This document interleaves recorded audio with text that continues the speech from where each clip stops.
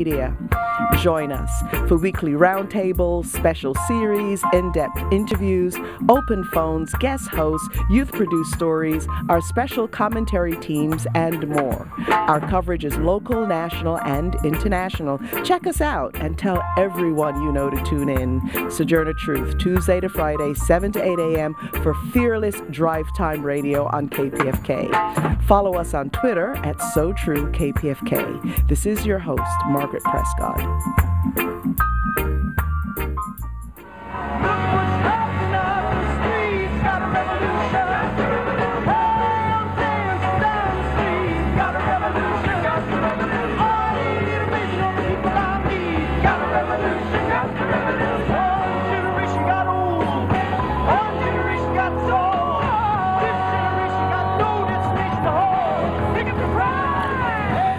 And I'm now joined in the studio by Wavy Gravy, the subject of a brand new documentary called Saint Misbehaving, the Wavy Gravy Movie.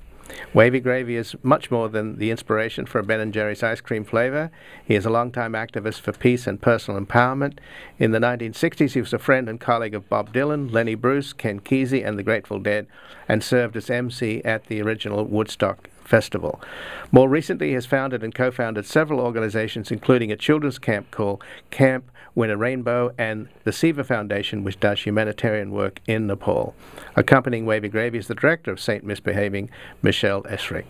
Thank you for joining us, Michelle, and thank you so much. And I guess I should put on my red nose. Right? I am Wavy Gravy, hippie icon, flower geezer, and temple of accumulated error, and a clown glomerate. So we have the Wavy Gravy noses, Wavy Gravy bubbles. We are everywhere. Well, arguably, having seen the film, you are the first hippie. Well, one of them, many. Well, in Rolling Stone, there was an article that came out that was titled "The Last Hippie." Yeah, so, you win some, you lose some.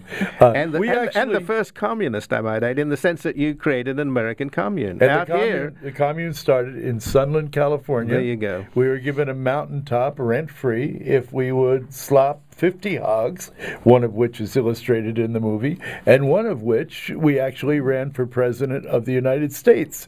Her name was Pegasus, and she was the first female black and white candidate for that high office. And what was her platform? Anything you want. Is that a bit like the platform for nobody for president? If nobody wins, nobody loses. It's a pair of ducks. Yes, I was nobody's fool. I worked for nobody for some time, and nobody's perfect. And nobody got elected. Well, I disagree. I actually ditched nobody for Barack Obama, and when the anarchists got on my case, I said, look, nobody made me do it. Well, why don't I ask you that question? That's divided the left. Are you in despair, or are you still hopeful? I am in despair. And I am ever hopeful, and hope is, I remember David Crosby at an earthquake benefit that Bill Graham put together, putting his arm around Bob Hope. Bob Hope had no idea who Crosby was, and he says, Crosby and Hope together again, and Bob is going, who is this weird guy? So, Michelle, congratulations on the film. It's charming and a great piece of history. How are you going to get the kids to see it? I mean, I guess I always thought that there's a great political coalition out there, the baby boomers and their kids, because I have a millennial kid, and they share many of the kind of values that we sort of embraced in the 60s. Right. I had that feeling when everybody's sitting around that table, that this is the hope for the world. Yes. These generations merging. Yeah. Well, Larry Brilliant, who's brilliant in the film, Dr. Larry Brilliant, Wavy's dear friend, told me that David Crosby once said that Wavy Gravy was the hope of the world, but Wavy Gravy's message. And all walks of life, all ages are showing up for the film and responding. And I've been getting letters that are just so moving. I read one to Wavy the other day, and he said that was worth the whole movie. And the letters, the letters are about that the film is inspiring people to want to help people, and knowing that we can, and that just how good it feels to be useful and to have fun.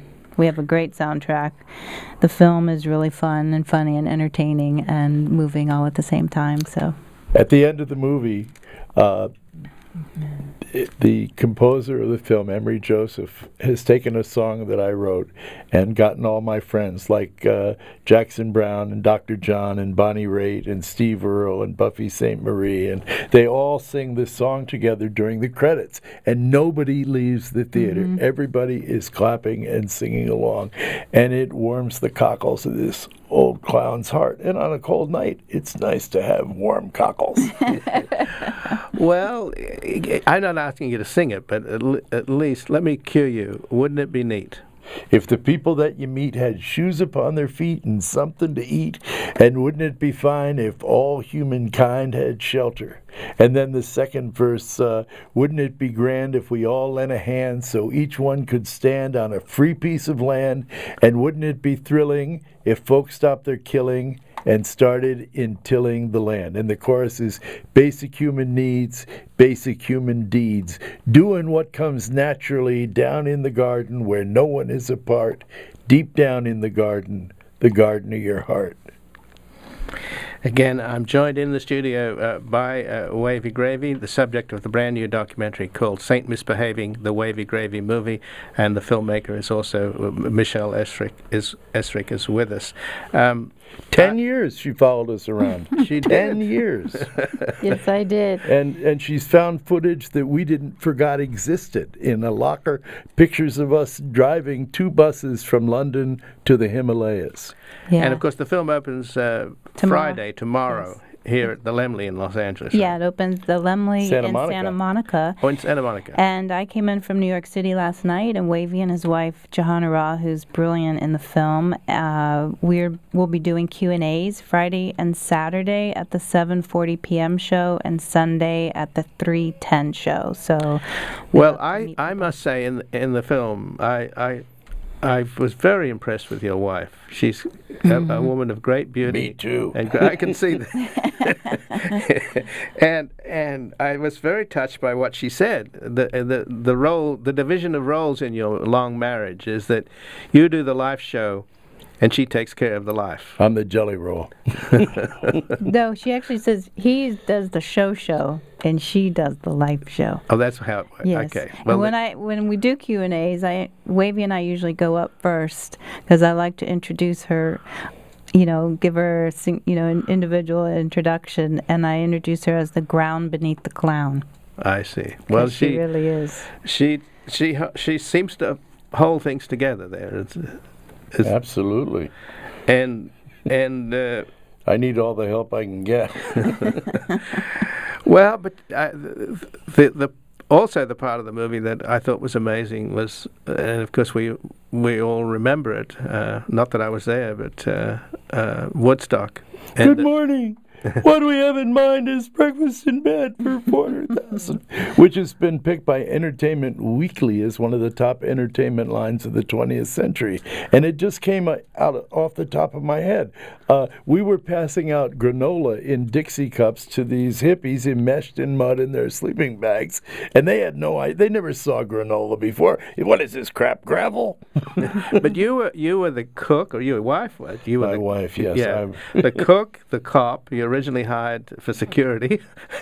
That was a stunner. The nurse that took people down from their acid trips, and the MC. Well, I only did life support announcements, and that was because the guy who built the stage at Woodstock and also invented concert lighting and was a road manager for the Rolling Stones is a guy named Chip Monk. And he saw me many times at the Village Gate. I opened for Thelonious Monk doing stand-up, and he knew I could get on a microphone and I could say the word hospital, and people wouldn't go out and break their leg, but they knew it was some safe place that they could be comforted. And so I got to make life support announcements. I did not introduce a single band. But you got your chops. Just to follow the history of the movie. You start out in Greenwich Village as a poet, then as a stand-up, and your friend, was he your roommate, Bob Dylan? I remember when he first came into the Gaslight, he was wearing Woody Guthrie's underwear. I'm not making this up. And he had a sign on his guitar that said, "This machine kills fascists," which he lifted from Pete Seeger and Woody Guthrie. And he says, "Hey, can I go on?" And I just grabbed the mic. I don't know what possessed me. I said, "Here he is, a legend in his lifetime. What's your name, kid?" We ended up sharing a room up over the Gaslight, and "Hard Rain's Gonna Fall" was actually written on my typewriter. And did you have any inkling, given that you spent so much time with such extraordinary musicians, did you think this kid was going to go somewhere? Oh, absolutely. It was no more. It was not June Spoon Loon anymore. He broke that whole ideal of Tin Pan Alley and took it to the other side of the moon. And fresh images. That's what we were looking for, and that's what changed the face of popular music in our lifetimes. And again, I'm joined in the studio by Wavy Gravy, the subject of the brand new documentary film called Saint Misbehaving, the Wavy Gravy movie, which opens at the Laemmle Theatre tomorrow. Also joining us is the filmmaker as well, Michelle Esrick. And the film, I'm just sort of going a little bit chronologically here, since we started in the village. Then you become... you form the hog farm, yes, and Kesey's bus comes by, and you're out here in Sunderland, and the local people think you're a communist, and then you take the show on the road. Absolutely. We did a film. We were extras for a movie by Otto Preminger called Skidoo, where Groucho Marx played God and all that stuff, and we had enough money to put our buses on the road and put on this free celebration that we used to do on our mountaintop in Sunderland, and we took it from sea to shining sea.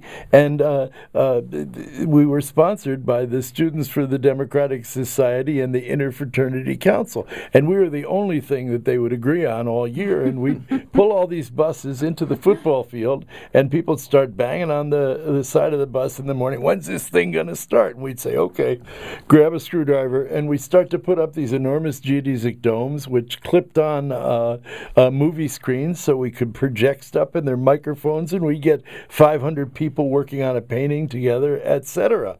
And then they were looking for somebody to do some kind of life support at Woodstock, and we got enrolled in that. We were in New York City, and we were looking to evacuate, and this guy says, "How would you like to do this music festival in New York State?" And we said, "We're going to be in New Mexico." And he says, "That's all right. We'll fly you in an Astrojet." And we thought he was one toke over the line. We did not believe it. But there we were in New Mexico, up above Santa Fe for the summer solstice, and this same guy shows up with one of those styly aluminum attaché cases, and indeed there is room for us in 85 of us and 15 Indians flying into Kennedy Airport. And it wasn't until we got off the airplane. We knew we were doing a free kitchen and fire trails, but we didn't find out we were security until we got off the plane. It was a stunner. Well, let's fast forward, since we're running out of time here, to the you had an era as a joker and then as a clown, and you got beaten up so much by the cops, and you've required extensive back surgery. Once I became a clown, they stopped hitting me. That's who's going to beat up a clown, right? That was and then we kind of segue into this children's camp that I've run for over 40 years with my wife, and the Seva Foundation, which began when we Warner Brothers wanted to do a sequel to Woodstock, which they called Medicine Ball Caravan, where we ended up doing a concert in Canterbury with Pink Floyd, and then we all pulled our money together, and there was this great flood in Bangladesh, right? Bangladesh, and the relief was going so slow. I thought, my God, what if we brought food there and started feeding people? We couldn't feed the starving millions, but we had so much media from the Free Kitchen at Woodstock, we could embarrass the government. So that was the plot. Then the Indo-Pakistani War broke out, and we hung a left into Kathmandu, and were the first Western vehicle on the Chinese road to Pokhara. And this is all amazingly illustrated in this film. It's amazing. By the way, before you get to Nepal, where I was very touched by what your old friend Larry Brilliant, the doctor with you, said about these little mud brick villages in Afghanistan where you'd find a portrait of JFK, John Fitzgerald Kennedy, and how tragic it is that how much the world loved Americans in those days, and how long it's going to take for people, particularly in Afghanistan, to love us again. Well, I think that after we got bushwhacked, Obama seems to light up the people in the third world a lot more than any of those guys. And I believe that... but what about this guy that's killing people now? What do you do about him? Gaddafi. He's lighting up his own people. Oh, my God. It's just...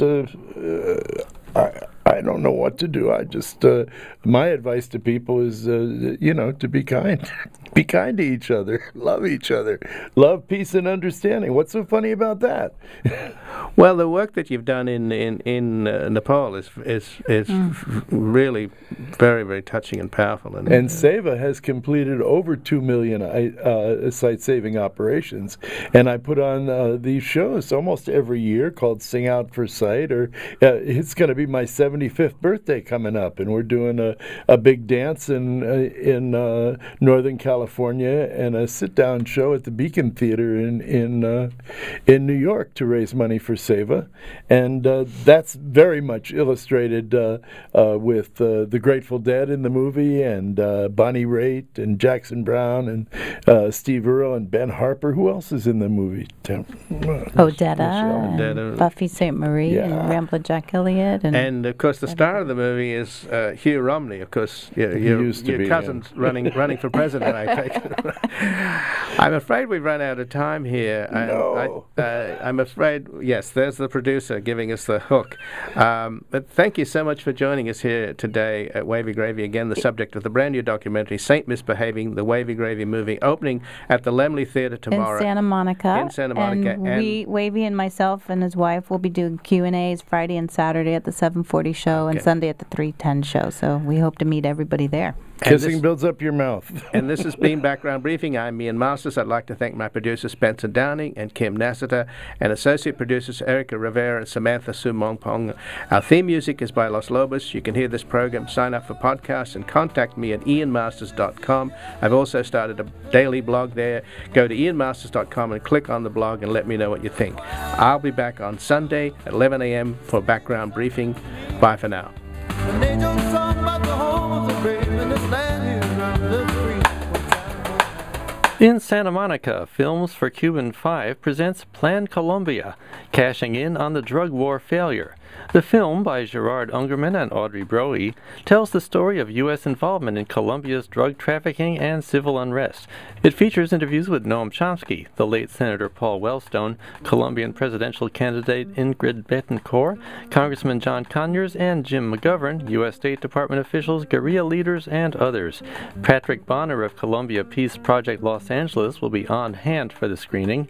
That's Friday at 7 p.m. and Sunday at 3 p.m. at a private home. RSVP 2310-780-7363. In Los Angeles, Radical Women holds a volunteer day to prepare for its International Women's Day 100th anniversary celebration. Projects include setup for an art exhibit, community outreach, cooking, and more. That's Saturday from noon to 5 p.m. at Solidarity Hall. Call 323-732-6416. Cal Arts faculty member Sam Durant introduces a presentation of the film COINTELPRO 101, which exposes illegal surveillance, disruption, and outright murder committed by the U.S. government in the 1950s, 60s, and 70s. The screening is followed by a discussion with filmmaker Claude Marks of the Freedom Archives, San Francisco 8 defendant and organizer Hank Jones, and author and activist Roxanne Dunbar Ortiz. That's tonight at 8:30 p.m. at Red Cat in Los Angeles. Call 213-237-2800. Other presentations of the film take... Should I move this?